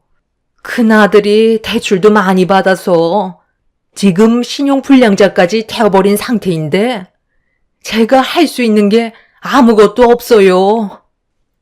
제가 저번에 말씀드리지 않았어요? 사람 잘못 들어오면 집안이 망한다고 했잖아요. 엄마는 왜 제 말을 조금도 들으려 하지 않는 거죠? 당장 나오세요. 장남이 살아야 집안이 산다고요. 그 집안 엄마 혼자 세워보세요. 여기가 어디라고 찾아오는 거예요? 당장 일어나세요. 엄마랑 형이 저지른 일이니까 알아서 하시라고요. 남편은 화가 머리끝까지 올라왔는지 한 번만 도와달라고 싹싹 빌고 있는 시모의 멱살을 잡은 뒤 밖으로 끌고 갔어요. 그리고 시모를 차에 태웠습니다. 저도 남편 차에 올라탔고 저희가 향한 곳은 시댁이었어요. 집에 도착하니 아주버님이 라면을 끓여 먹고 있더라고요. 그런데 바닥에 굴러다니는 소주병이 한두 개가 아니었습니다. 아주버님이 소주를 들고 벌컥벌컥 마시자 시모는 뭐 하는 짓이냐고 술병을 뺏었어요. 그리고 아주버님과 결혼한 여자는 어디 갔냐며 집안을 둘러보고 있었는데 아주버님이 시모에게 서류 한 장을 던져 주었어요. 저희는 바닥에 떨어진 서류를 확인해 보았고 그 안에 적힌 내용은 충격적이게도 이혼 서류였습니다. 결혼한 지 얼마 되지도 않았는데 갑자기 이혼을 한다니까 어이가 없었어요. 시모가 어떻게 된 거냐면서 손바닥으로 아주버님의 등짝을 사정없이 내려치자 술에 취해서는 힘겹게 말을 이어나가는데 앞이 보이지 않을 정도로 캄캄했어요. 그리고 시모는 주저앉아 오열을 하셨죠. 지금 그걸 말이라고 해? 새며느리가 집 밖으로 나가면 네가 붙잡아야 할 거 아니야? 이렇게 되면 앞으로 너 인생은 어떻게 할 건데? 새며느리가 정말 그렇게 얘기했니? 아유, 그렇다니까요. 더 이상 저랑 같이 살고 싶지 않다고 했어요. 돈도 다 탕진했고 저와 함께 살면 앞으로 입에 풀칠도 못할 것 같다면서 이혼 서류를 내미는데 어떻게 붙잡아요? 제가 지금 일을 하고 있는 것도 아니잖아요. 빚만 잔뜩 있는 신용불량자에 일도 안 하는 백수니까 더 이상 볼 필요가 없었겠죠. 그래서 그냥 가게 놔둔 거야? 너 혼자 모든 걸 결정한 게 아니잖아. 걔가 너를 이렇게 만든 거니까 당연히 새며느리한테도 책임이 있는 거라고. 나는 절대로 너희들 이혼 받아줄 수 없으니까 당장 들어오라고 해라. 그리고 최대한 빨리 일자리 구해서 열심히 돈 벌어 빚 갚고 다시 일어나면 되는 거야. 지금 제 나이가 몇인데 저 같은 놈을 어디서 받아준다고요. 그냥 엄마 옆에서 평생 같이 지내면 되는 거죠. 엄마는 저만 있으면 행복하다고 하셨잖아요. 지금 사태 파악이 전혀 안 되시는 거예요? 그 많은 돈을 잃어놓고도 웃음이 나와요? 술 먹으면 모든 게 해결이 되나요? 왜 이렇게 사세요? 한 번뿐인 인생이 아깝지도 않으세요? 열심히 땀 흘려 돈 벌어 가족들과 행복한 시간 가지면서 살아가는 게 힘든 것도 아닌데 그게 싫어서 이렇게까지 여러 사람 고생시키는 거예요? 당신 흥분하지 마. 아이한테 안 좋아. 차에 가 있어. 금방 나갈게. 어차피 우리가 해줄 수 있는 건 아무것도 없어. 돈이 많은 집안도 아니면서 허황된 꿈만 쫓아가니까 이런 일이 생기는 거지. 내가 그랬지. 그 여자는 아닌 것 같다고. 형이 가지고 놀기 딱 좋으니까 이용해 먹은 거잖아. 어느 누가 형 같은 사람을 좋아하겠어? 대충 가지고 놀고 단물까지 다 빨아먹은 다음 더 이상 나을 것도 없어 보이니까 이혼 통보한 거잖아. 한두 살 먹은 나이도 아닌데 어떻게 이렇게까지 한심할 수가 있는 거야? 형이 저지른 일이니까 앞으로 정신 똑바로 차리고 살아. 내가 형을 가족으로 받아들이게 되는 날은 3억 탕진한 거 다시 엄마한테 드리고 빚까지 전부 청산했을 때 형으로 인정할 거야. 그 전에는 조금도 도와주지 않을 거니까 자신 없으면 지금이라도 그냥 세상 떠나면 돼. 이렇게 살 바엔 그냥 세상 떠나는 게 좋지 않겠어? 엄마도 제발 정신 차리세요. 장남이라고 해서 지금까지 뭘 했는데요? 엄마 등에 붙어서 빨대만 꽂았지.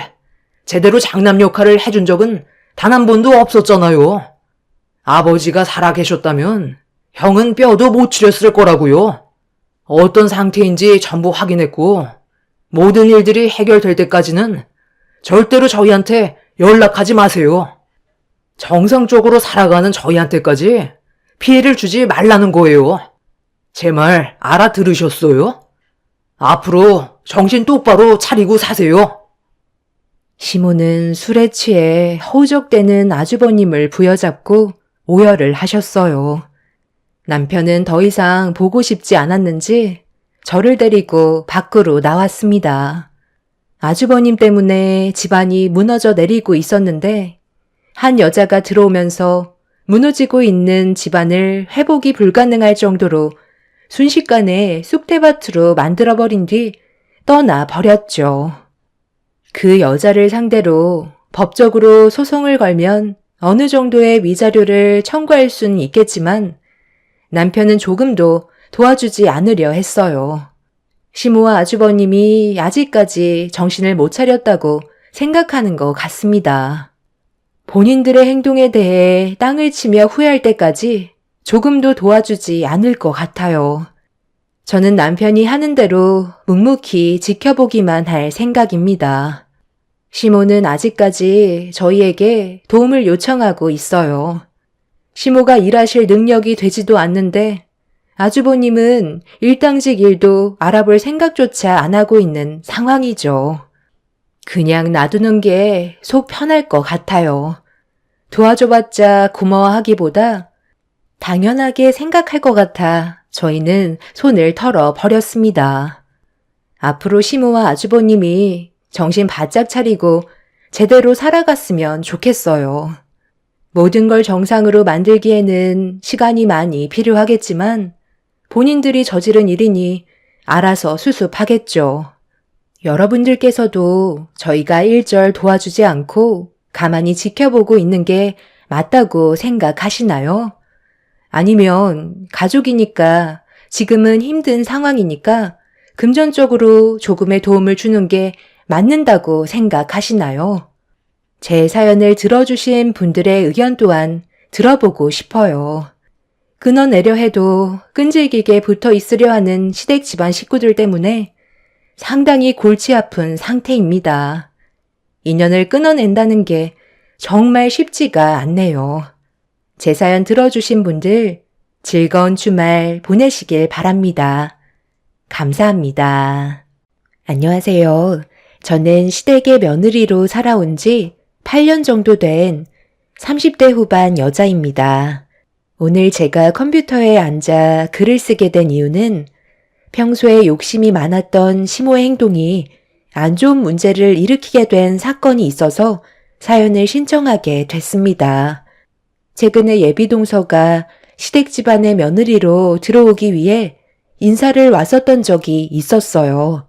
예비동서가 병원장 딸이라는 말에 시모의 눈은 평소와 다른 눈빛으로 변했고 집안은 난리가 났었죠. 이미 시모는 병원장이라는 말이 나오는 순간 예비동서를 며느리로 받아들인 상태였어요. 그리고 평소에도 저에게 함부로 대했던 시모는 제가 받은 상처들은 생각도 하지 않고 오로지 예비동서한테만 집중이 되어 있었습니다. 결국 저도 기분이 좋지 않았던 터라 시모에게 불만을 털어놓게 되었지만 눈 하나 깜빡하지 않고 오히려 더 막말을 퍼부으셨어요. 제가 8년의 시간 동안 며느리로 지내면서 제일 상처받았던 순간이었고 뭐하러 이런 인간관계를 유지하나 싶었죠. 더 이상 못하겠어요. 다음날 예비동서가 인사 온다곤 하지만 이건 아니죠. 어머님, 지금 몇 시인 줄 아세요? 새벽 3시예요. 아무리 예비동서가 마음에 들었다 해도 저보고 지금 이 시간에 수산시장에서 해물을 사오라는 게 말이 된다고 생각하세요? 저 오늘 어머님한테 시달리느라 얼마나 힘들었었는데요. 그래서 다녀오지 않겠다는 거야? 새아가가 해물만 먹는다잖아.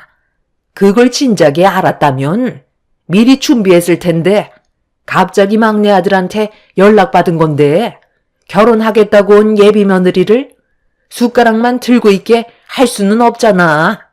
내가 이상한 거니? 아니면 네가 게으른 거야? 병원장 딸이라잖냐. 이 정도 대우는 당연히 해줘야 되는 거라고. 내가 한마디 하면 그냥 군소리 하지 말고 다녀오면 좀 좋아? 이게 나조차고 하는 거야?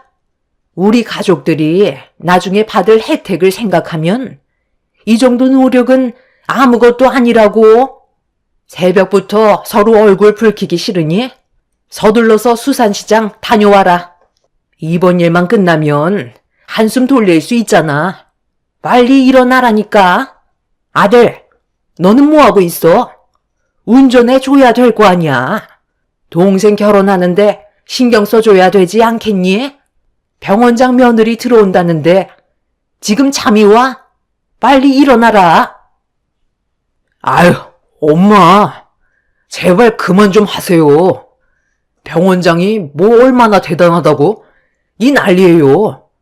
오늘 하루 종일 고생한 거 생각하면 열불 터진다고요. 당장 나가주세요. 볼 것도 없는 것들이 아주 입만 살았지? 너희들이 나한테 뭘 해줬는데 제대로 된 여행을 보내줘봤어? 아니면 명품 하나 선물을 해줘봤어? 용돈도 입에 풀칠할 정도만 주면서 나한테 미안하지도 않아? 막내 아들이 병원장 딸을 데려오면 내 삶이 바뀌고 얼마나 많은 것들을 누릴 수 있겠니? 너희들이 채워주지 못하는 거 우리 집안 식구로 들어오게 될 예비 며느리가 충족시켜줄 수 있을 텐데 최대한 결혼식까지는 성사시켜야 되지 않겠어? 나를 만족시켜주지 못할 것 같으면 불만 가지지 말고 내가 하라는 대로 움직여라. 점심시간 맞춰서 온다고 했으니까 시간이 많지 않다. 후딱 준비하고 내가 적어준 대로 사와라. 시모는 저희 부부 말은 아예 들으려고도 하지 않았어요. 무조건 시모의 말만 듣길 원하셨죠. 저희 부부는 토요일 아침 일찍 와서 시모가 시키는 일을 하느라 쉬지도 못하고 계속 움직였었어요. 남편은 시모가 시키는 대로 집안 구조 조정을 다시 하면서 대청소까지 이어나갔고 저는 주방에 틀어박혀서 나오지 않았었죠.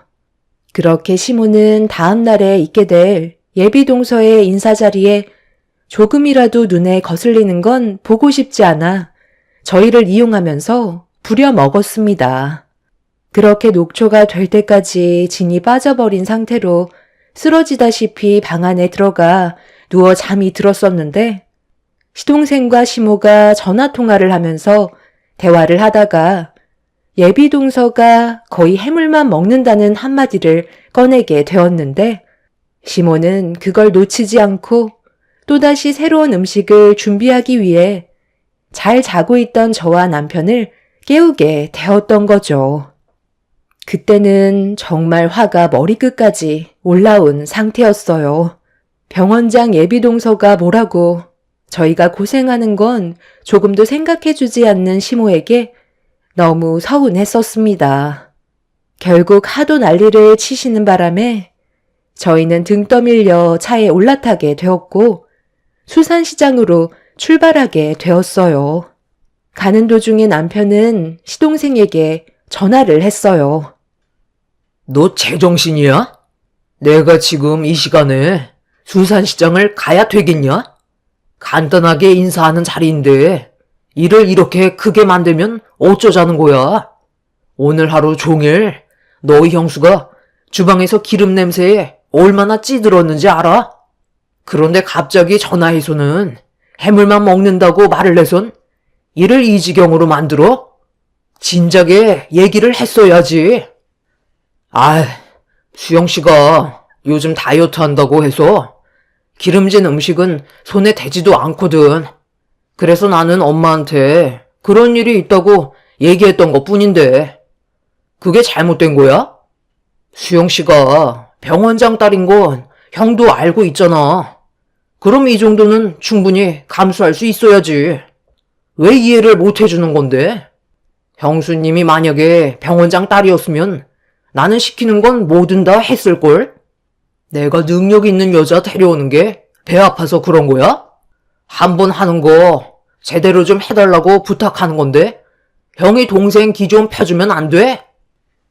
남편은 어이가 없다는 듯 한숨을 내쉬면서 시동생과 언성을 높였지만 달라지는 건 전혀 없었습니다. 오히려 시동생 또한 당연한 거라고 생각하면서 저희한테 막말로 되돌려주고 있었습니다. 기분이 상할 대로 상해버린 저희 부부는 이미 한계치까지 다다른 상태였어요. 시동생은 예비동서와 결혼이 엎어진다면 그건 전부 다 저희 책임이라면서 오히려 더 큰 목소리로 화를 내더니 전화를 끊어버렸고 남편이 다시 전화를 했지만 이미 핸드폰의 전원은 꺼져 있었습니다. 저는 옆에서 흥분한 남편을 진정시키며 서둘러 수산시장에서 장을 보고 들어가는 게 좋을 것 같다고 설명했어요. 괜히 또 늦으면 시모한테 싫은 소리 듣게 될까봐 스트레스 오는 일을 최소화하려고 노력했었어요. 그렇게 저희는 시모가 적어준 해산물을 산 뒤 집으로 들어가자마자 시모는 고생했다는 말보다 왜 이렇게 늦었냐고 오히려 저희 부부에게 아침부터 쓴소리를 하셨습니다.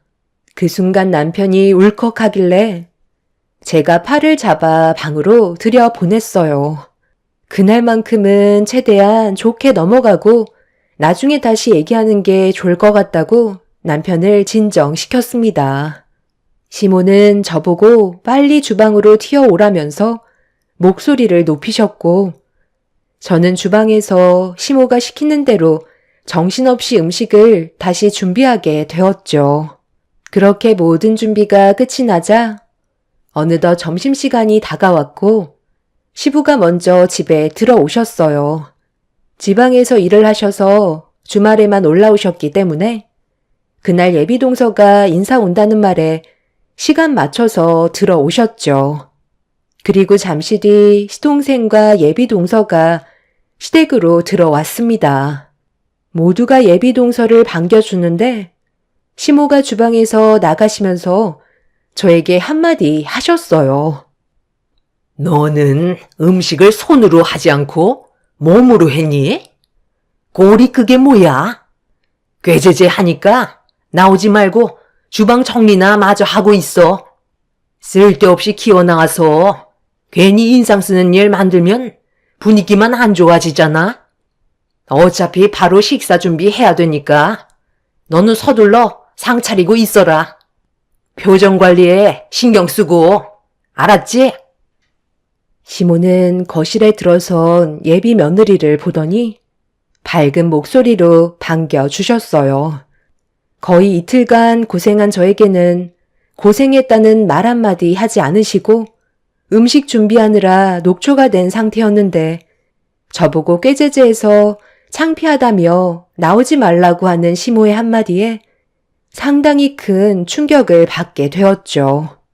시모는 음식이 식기 전에 먼저 식사부터 하자며 시동생과 예비동서를 주방으로 안내했고 그제서야 저와 동서가 눈을 마주쳤는데 어디서 많이 본 것 같은 느낌이 들었어요. 일단 간단하게 인사를 주고받긴 했지만 낯이 익은 얼굴이라 계속해서 예비동서에게 시선이 가고 있었죠. 시모는 서둘러 음식을 내오라며 재촉하셨고 저는 일단 먼저 상차림을 끝냈습니다.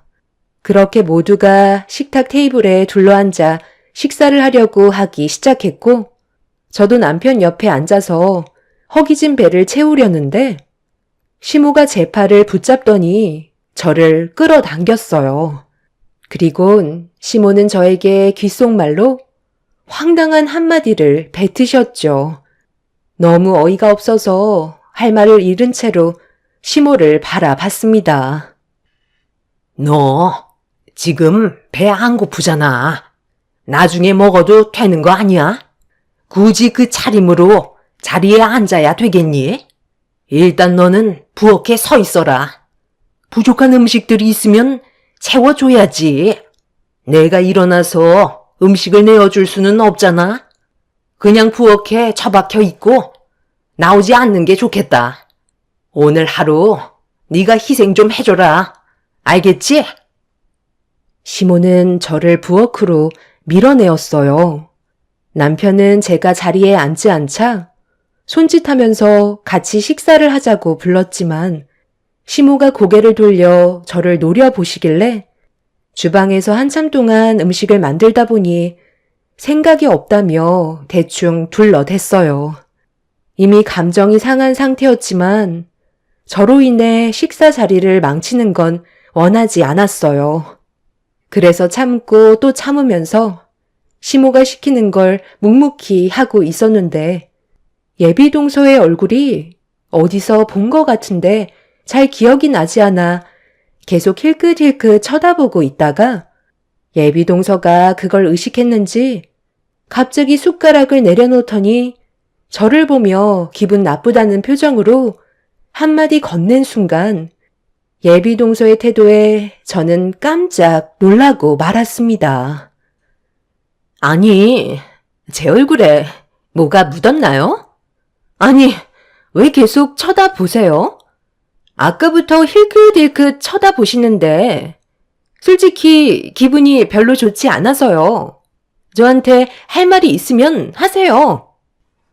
얘, 밥 잘 먹고 있는데 계속 쳐다보면 불편한 거 모르는 것도 아니면서 예비 세아가 신경 쓰이게 왜 그런 거야? 기분 나쁘다잖아. 그냥 몸을 돌리고 있어라. 엄마, 방금 뭐라고 하셨어요? 왜 저 사람이 몸을 돌리고 있어야 되는 건데요? 좀 볼 수도 있는 건데 사람 무한하게 그런 식으로 말씀하셔야 돼요? 저 이 기분으로는 식사 못하겠어요. 웬만하면 그냥 넘어가려 했는데 너무 불쾌해서요. 이제 그만 먹어도 되는 거죠? 요즘 다이어트 중이라 제가 좀 예민해진 것도 있기는 한데요. 여러 가지로 신경 쓸 일도 많아서 음식이 입에 넘어가지 않네요. 거실에서 마저 대화하는 게 좋을 것 같은데 괜찮으시죠? 너는 세아가 밥 잘 먹고 있는데 괜히 기분 상하게 해서 이게 뭐니?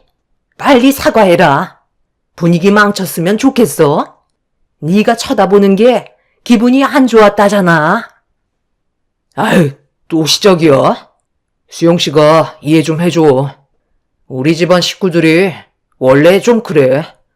한 사람 한 사람 비위 맞추는 게 쉽지가 않아. 다 먹었으면 거실로 가자. 형수, 과일 좀 부탁해요. 그리고 수영씨가 식사가 끝나면 따뜻한 차를 항상 마시니까 그것도 좀 같이 준비해 주세요. 나까지 입맛이 뚝 떨어져 버렸네. 저는 예비 동서의 태도에 입을 다물지 못했었어요. 뚫어지게 쳐다본 것도 아니고 기분 나쁜 시선을 보낸 것도 아닌데 어른들이 뵙는 자리에서 숟가락을 내려놓더니 초면에 예의 없는 말을 꺼내는 예비 동서의 한마디에 놀란 저는 할 말을 잃어버렸었죠.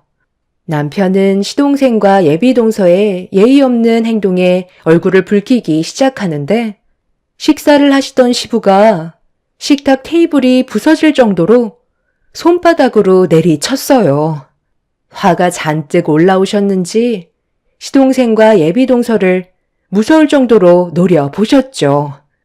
순식간에 분위기가 차갑게 가라앉게 되자 예비 동서는 시부의 돌발 행동에 많이 놀랐는지 딸꾹질을 하면서 시동생에게 찰싹부터 시부를 바라보고 있었어요. 시부는 시동생과 예비 동서에게 한마디 할 줄 알았는데 갑자기 저를 보시더니 제 잘못이라면서 손님에 대한 예의가 아니었다며 예상하지 못했던 상황이 벌어지고 말았습니다. 누가 봐도 시동생과 예비 동서가 잘못한 건데 제가 너무 뚫어지게 쳐다봐서 부담 가지게 만든 게 원인 제공 요인이라며 자리에서 일어나신 뒤 주방에서 나가셨네요.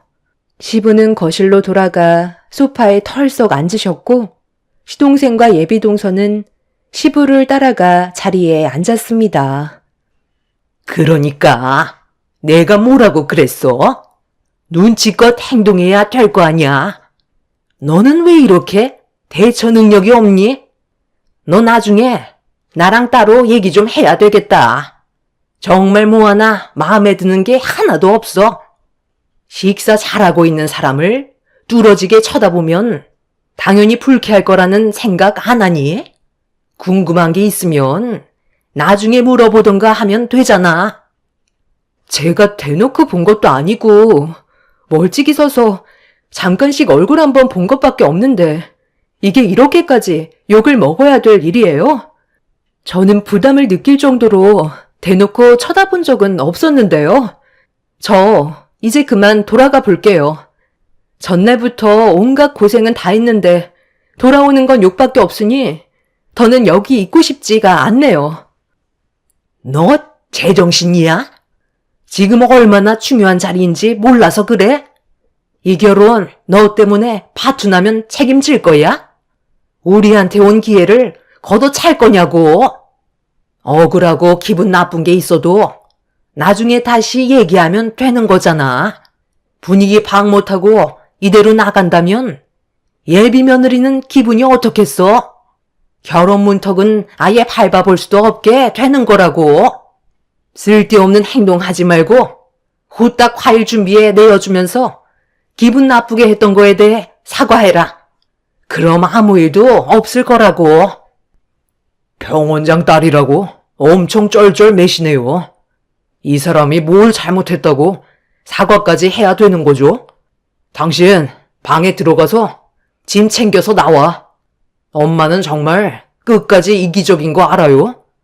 더는 저희 찾지 마세요. 이런 대우 받아가면서까지 왕래하고 싶지 않습니다.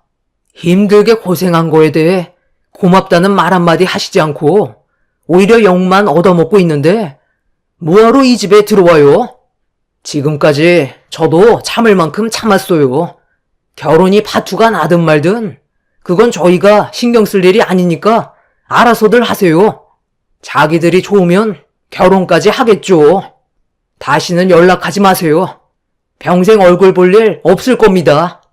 엄마 아들로 태어난 게 정말 후회가 되네요. 저는 시모에게도 너무 서운했었지만 시부의 행동에 상당히 큰 충격을 받은 상태라 더는 시댁에 있고 싶지가 않았어요. 그래서 남편의 말대로 방에 들어가 짐을 챙겼고 뒤이어 남편도 방으로 들어와 짐 챙기는 걸 도와주고 있었죠. 그런데 갑자기 시부가 방 안으로 들어왔어요. 남편이 신경도 쓰지 않자 시부가 화를 내셨습니다. 너 이대로 나가면 정말 나랑 끝나는 거니까 잘 생각해야 될 거다.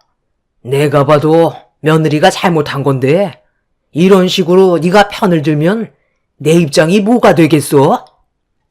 아버지는 지금 옳은 행동을 하셨다고 생각하세요? 그 자리에서 꼭 이렇게 이 사람한테 화를 내야 했어요? 저는 이미 아버지랑 끝났으니까 비키세요. 나도 이제 지긋지긋한 삶 좀 청산하자. 병원장 딸이 며느리로 들어오면 지금 일도 그만두고 매달 들어오는 용돈으로 편하게 좀 살아보려고 하는데 며느리가 예비 새아가 심기를 건드렸다가 결혼 안 한다고 하면 내가 생각했던 계획이 전부 틀어지는 거잖아. 그래서 분위기가 더 심각해지기 전에 내가 먼저 나섰던 것뿐이다. 그래서 금방 정리가 됐잖아. 그냥 조용히 과일 먹고 대충 대화 나눈 다음 상견례 잘 마치고 결혼식 올리면 끝인데 그걸 못 참아서 상황을 심각하게 만들어야 되겠어? 몇 시간만 참으면 끝나는 건데 이대로 나가는 건 좋은 방법이 아니라는 거 너도 잘 알잖아. 빨리 자리로 돌아가 앉아라. 아버님, 정말 너무하시네요. 그러니까 아버님도 병원장 딸이 며느리로 들어온다고 하니까 욕심이 생기셔서 가족들 앞에서 저한테 그렇게 하신 거예요? 무슨 말을 더 할 필요가 뭐가 있겠어요. 어차피 아버님은 혼자만 생각하지 저희 입장에서는 단 한 번도 생각해 준 적 없으시잖아요. 전날부터 저희가 고생한 걸 알아주셨다면 좀 전에 그런 식으로 행동하시지 않으셨겠죠. 저도 아버님 며느리 역할 그만하고 싶어요. 이렇게 살 바엔 이 사람이랑 둘이서 사는 게 훨씬 행복할 것 같네요. 남편은 시부를 밀친 뒤 방문을 열고 밖으로 나왔어요. 저도 그 뒤를 따라 나섰습니다. 시동생과 예비동서는 저희 부부를 바라보면서 어이가 없다는 표정으로 바라보고 있었습니다. 그런데 현관문을 나서려는 순간 예비동서를 어디서 봤는지 기억이 나게 되면서 왜 시동생과 결혼을 하려는 건지 그제서야 이해가 되더라고요. 능력이 좋은 것도 아닌 시동생이 병원장 딸과 결혼한다고 했을 때 뭔가 이상했었는데 제 기억이 돌아오자 속으로 환호성이 터져 나오고 있었습니다. 그렇게 저는 남편과 함께 친정으로 돌아가 제 딸을 주말 동안 돌봐주신 부모님과 함께 시간을 보낸 뒤 용돈을 드리고 집으로 돌아왔어요. 남편은 집에 와서도 시댁 집안 식구들의 행동과 예비동서의 예의 없는 모습들에 쉽게 화를 가라앉히지 못하고 있었죠. 그날 저녁 시부모님께 전화가 왔지만 저희 부부는 받지 않았습니다. 그렇게 시간이 지나고 시부모님은 상견례까지 전부 다 끝낸 뒤 결혼식 일정을 저희한테 문자로 남겨주셨어요. 웬만하면 참석하라고 했지만 끝내 저희 부부는 결혼식도 참석하지 않았습니다.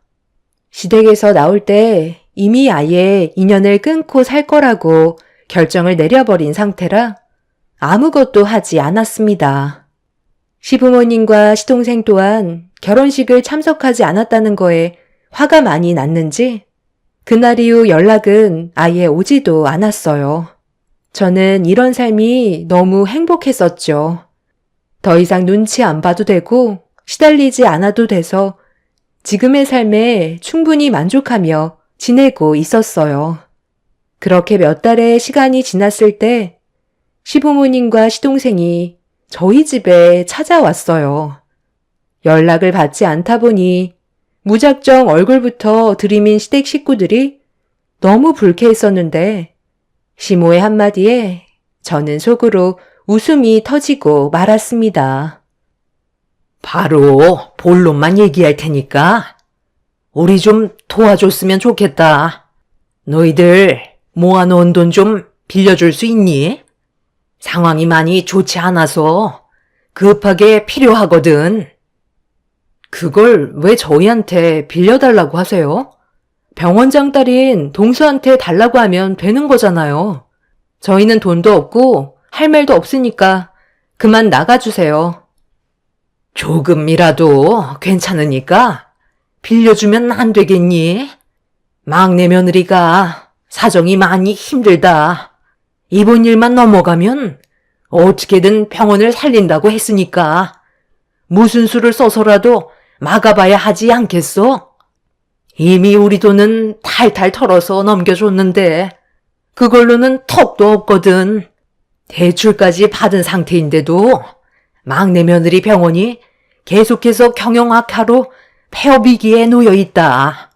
얼마가 됐든 도와주면 나중에 더 많이 보상해 준다고 하니까 너희들도 모른 척 하지 말고 돈 좀 빌려줬으면 한다. 이렇게 부탁하마.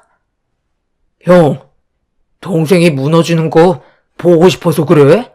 일단 병원부터 살리고 봐야 할 거 아니야. 제발 한 번만 도와달라니까. 동생이 힘들어하는데 못 본 척 할 거야? 그러니까 처음부터 잘 알아봤어야죠. 그 병원 소문이 자자했던 거 모르세요? 동서를 어디에서 봤나 했는데 예전에 저희 할아버지께서 동선의 요양병원에 계셨거든요. 그런데 다른 요양병원으로 옮긴 적이 있었어요. 워낙 시설도 노후되고 요양사분들도 워낙 쌀쌀맞아서 제가 불만을 한번 털어놨던 적이 있었거든요. 운영을 제대로 못하는 것 같아서 한마디 했었는데 그때 관계자로 나왔던 사람이 동서였어요. 어른들한테 얼마나 예의 없이 굴던지 난리도 아니었죠. 그렇게 저희 할아버지 다른 요양병원에서 제대로 보살핌 받으시고 세상을 떠나셨었는데 그때부터 들려왔던 게 요양병원이 곧 망할지도 모른다는 소문이 있었거든요.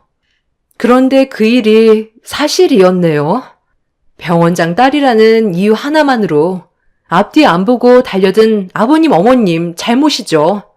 저희는 절대로 도와줄 수 없어요. 서방님도 병원장 딸이라는 말에 덥석 물었겠지만 서방님이 호구 잡힌 거 아시죠? 이래서 주변 사람들 말을 잘 들어야 한다는 거예요. 병원장 딸과 결혼한다고 목에 힘주면서 저희 무시하고 얘기하더니 결국 저희한테 돈을 빌리러 왔네요. 이래서 사람은 항상 처신을 잘해야 된다니까요. 평생 구멍난 요양병원에 돈만 메꾸면서 살면 되겠네요. 그래도 병원장 며느리 얻었다는 타이틀은 가지고 있잖아요. 그걸로 만족하시면서 사세요. 저희는 할 말 다 끝났습니다. 시부모님은 저희 부부에게 미안하다고 했지만 이미 돌이킬 수 없는 상황까지 와버린 터라 조금도 도와주지 않았습니다. 병원장 딸 얻는다고 엄청 좋아하시고 저와 남편을 막대하시던 시부모님께서 되려 동서 집안에 물리고 말았던 거였어요. 그 모습을 보는데 한숨밖에 안 나왔습니다. 제가 시모와 음식을 준비할 때 아무리 병원장 딸이라도 제대로 확인을 해봐야 하는 거 아니냐고 말씀드렸었지만 시모는 병원장 딸인데 뭐하러 확인하냐고 서둘러 결혼시키는 게 방법이라며 제 말을 무시했었죠. 남편에게도 미리 언지를 주었지만 시동생과 시모의 선택을 굽힐 수 없을 거라며 이미 두 귀를 닫으셨다고 더 이상 관심을 끄라고 하더군요. 결과적으로 시부모님은 땅을 치며 후회하셨지만 벌써 엎질러진 물을 주워 담을 수는 없었습니다. 요양병원은 경영 악화로 벗어나지 못하고 폐업을 하게 되면서 막대한 빚만 떠안고 말았습니다. 욕심이 화를 부른 상황이 오게 되었던 거죠. 본인들이 선택한 인생이니 어쩌겠어요. 저희 부부는 지금도 안정적인 결혼 생활과 하루하루 행복한 날들을 보내고 있지만 시댁 식구들은 땅을 치며 후회하고 있습니다. 시부모님은 동서에게 용돈 받아가면서 편한 생활을 상상했겠지만 현실은 막대한 대출로 인해 벗어날 수 없는 노동을 해야 되는 삶을 선택하게 되었던 거죠. 사람의 욕심은 한두 끝도 없는 것 같아요. 눈앞에 보이는 병원장 딸이라는 간판에 혹하고 넘어가더니 결국 빈털터리가 되어 버렸네요. 저한테 함부로 대했던 행동들에 대해 후회하고 있을 테지만 저는 시댁 집안 식구들의 얼굴을 두 번 다시 볼 생각이 조금도 없습니다. 저희 부부의 삶까지 무너지는 건 용납할 수가 없을 것 같네요.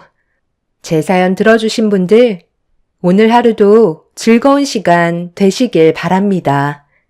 감사합니다.